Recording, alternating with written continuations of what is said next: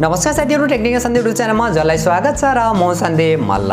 So guys, ओप्पोले चाहिँ आफ्नो ए series मध्येको Oppo A16s लाई चाहिँ ग्लोबल मार्केटमा लन्च गरिसकेको छ। सो आज यसैको बारेमा चाहिँ कुरा गर्ने छु, के फिचर स्पेसिफिकेसन देख्न मिल्छ र हाम्रो नेपाली बजारमा कहिलेसम्म देख्न मिल्नेछ र के कति प्राइसमा देख्न मिल्नेछ सम्पूर्ण जानकारी दिनेछु र भिडियो अन्तिमसम्म हेर्नु होला। त्यो भन्दा पहिला चाहिँ यदि आजको भिडियो मन परे भिडियोलाई लाइक गरेर तलपट्टि देख्न सक्नुहुन्छ रातो बटन त्यसलाई थिचेर च्यानल सब्स्क्राइब गर्नु होला र साथमा रहेको नोटिफिकेसन बेल आइकनलाई दबाएर अल नोटिफिकेसनलाई पनि अन गर्नु होला ताकि मैले जति पनि नयाँ भिडियो अपलोड गर्छु सबैभन्दा पहिला नोटिफिकेसन हजुरलाई मिल्नेछ। ओके, सो गाइज, अब चाहिँ ढिला नगरी आजको भिडियो सुरु गर्न चाहन्छु र Oppo A16s को बारेमा कुरा गर्ने हो भने सबैभन्दा पहिला चाहिँ म यसको डिजाइन, डिस्प्ले र बिल्ड क्वालिटीबाट चाहिँ सुरु गर्न चाहन्छु। 6.52 इन्चको HD+ IPS LCD display 60 hertz का साथ देख्न मिल्छ भने 269 को चाहिँ PPI पिक्सल डेन्सिटी देख्न मिल्छ। 20.9 एक्सपेक्ट रेशियो का साथ चाहिँ डिस्प्ले देख्न मिल्छ।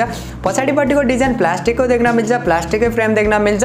ओभरअलमा हेर्ने हो भने डिजाइन, डिस्प्ले र बिल्ड क्वालिटी चाहिँ डिसेन्ट खालको चाहिँ मान्न सकिन्छ। यसको डिजाइन र बिल्ड क्वालिटी चाहिँ राम्रै मान्न सकिन्छ, तर डिस्प्ले भने अलिकति नर्मल जस्तो चाहिँ लाग्यो किनभने आजभोलि यो प्राइस सेगमेन्टमा चाहिँ एमोलेड डिस्प्ले फुल HD+ का साथ पनि आउन थालिसकेको छ। कमसेकम यसमा पनि फुल HD+ IPS LCD का साथ आएको भए पनि अलिकति बेटर चाहिँ मान्न सकिन्थ्यो। र यसको सफ्टवेयरको बारेमा कुरा गर्ने हो भने Android 11 का साथ देख्न मिल्छ। ColorOS 11.1 का साथ एन्ड्रोइड एक्सपिरियन्स पनि ठिकठाकको देख्न मिल्नेछ भने यसको प्रोसेसरको बारेमा कुरा गर्ने हो भने MediaTekको Helio G35 वाला प्रोसेसर देख्न मिल्छ।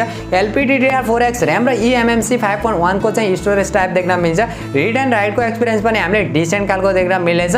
प्रोसेसर पनि डिसेन्ट खालको नै मान्न सकिन्छ। जुन प्राइसमा हामीले देख्न मिल्ने सम्भावना चाहिँ रहेको छ त्यो प्राइसिङलाई हेर्ने हो भने चाहिँ त्यति राम्रो गेमिङ स्मार्टफोन चाहिँ मान्न सकिन्न। अरु ओभरअलमा फिचर स्पेसिफिकेसन त राम्रै मान्न सकिन्छ, तर ओप्पोले चाहिँ यो प्राइस सेगमेन्टमा चाहिँ योभन्दा राम्रो प्रोसेसरका साथ लन्च गर्न चाहिँ सक्थ्यो, तर यो चाहिँ लन्च गरेको छैन।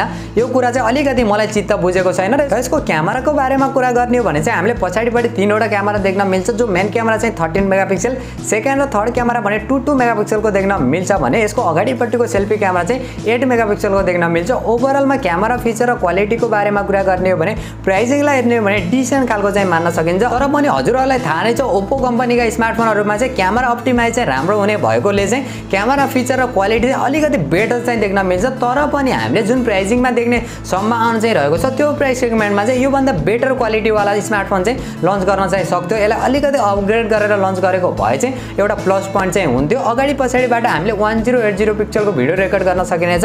अरु फिचर र अरु सेन्सरहरुको बारेमा कुरा गर्ने हो भने यसमा एकदमै इन्ट्रेस्टिङ कुरा चाहिँ हामीले NFC फिचर पनि देख्न मिल्छ। अरु 3.5mm को हेडफोन ज्याक देख्न मिल्छ। ड्युअल नानो सिम स्लटको पनि सपोर्ट रहेको छ। फिंगरप्रिन्ट सेन्सर देख्न मिल्छ। फेस अनलक सेन्सर देख्न मिल्छ। अरु सानातिना फिचर सेन्सरहरु सबै देख्न मिल्छ भने यसको ब्याट्रीको बारेमा कुरा गर्ने हो भने 5000 mAh को ब्याट्री देख्न मिल्छ। तर चार्जर भने कति वाटको भनेर चाहिँ कहीँ पनि मेन्सन गरेको छैन। मलाई जहाँसम्म लाग्छ 10 वाट या त 15 वाट मध्ये चाहिँ कुनै एउटा चार्जर चाहिँ हामीले देख्न मिल्छ। USB टाइप C पोर्ट देख्न मिल्छ। हामीले दुईवटा कलर भेरिएन्टमा देख्न मिल्ने चाहिँ एउटा ब्ल्याक र अर्को चाहिँ ब्लू कलरमा। र भेरिएन्टको बारेमा कुरा गर्ने हो भने चाहिँ युरोपमा हामीले एउटा मात्र भेरिएन्टमा देख्न मिलेको छ जो 4GB + 64GB र प्राइसिङको बारेमा कुरा गर्ने हो भने चाहिँ 149 युरोमा चाहिँ देख्न मिलेको छ। त्यसलाई कन्भर्ट गर्ने हो भने चाहिँ हाम्रो नेपाली बजारमा लगभग 20 देखि 21 हजार हुन जान्छ। हाम्रो नेपाली बजारमा 20-21 हजारमा यो स्मार्टफोन लन्च भयो भने चाहिँ एकदमै ओभर प्राइस नै मान्न सकिन्छ।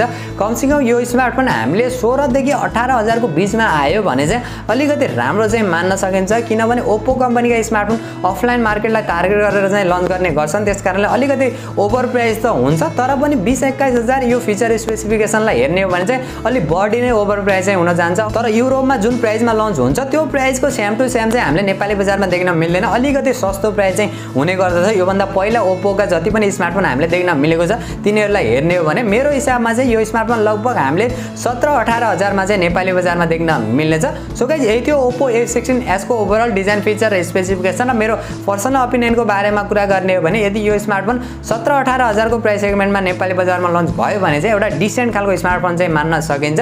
अब त्योभन्दा माथि गयो भने चाहिँ डेफिनेटली यो स्मार्टफोन त्यस्तो बब्बाल चाहिँ मान्न सकिँदैन। अब त्योभन्दा सस्तो प्राइसमा लन्च गरिदियो भन्दा डेफिनेटली एकदमै बब्बाल नै हुन जान्छ। सो हजुरहरू पनि यो स्मार्टफोनलाई लिएर कतिको एक्साइटेड हुनुहुन्छ र हाम्रो नेपाली बजारमा चाहिँ कुन प्राइसमा लन्च हुँदा चाहिँ ठिक हुन्छ जस्तो लाग्छ त्यो भने कमेन्ट गर्नु होला। र यदि आजको भिडियो मन परे भिडियोलाई लाइक गरेर तलपट्टि देख्न सक्नुहुन्छ रातो बटन त्यसलाई थिचेर च्यानल सब्स्क्राइब गर्नु होला र साथमा रहेको नोटिफिकेसन बेल आइकनलाई दबाएर अल नोटिफिकेसनलाई पनि अन गर्नु होला ताकि मैले जति पनि नयाँ भिडियो अपलोड गर्छु सबैभन्दा पहिला नोटिफिकेसन हजुरलाई मिल्नेछ।